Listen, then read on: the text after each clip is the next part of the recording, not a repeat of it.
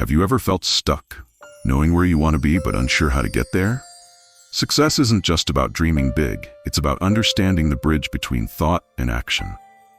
Every achievement begins as a thought, but thoughts alone are like unbuilt bridges. To cross the gap from where you are to where you want to be, you need action.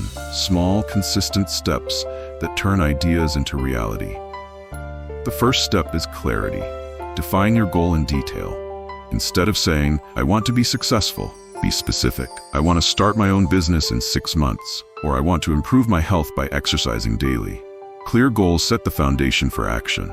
Now, break it down. What's the first step? The second? The third? Goals without a roadmap remain wishes. A simple plan transforms dreams into achievable milestones. Challenges will arise: fear, doubt, procrastination. They're part of the journey. But remember, action dissolves fear.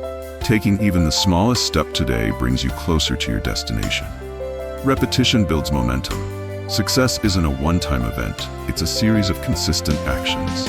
Small daily steps compound into remarkable progress over time. See yourself crossing the bridge.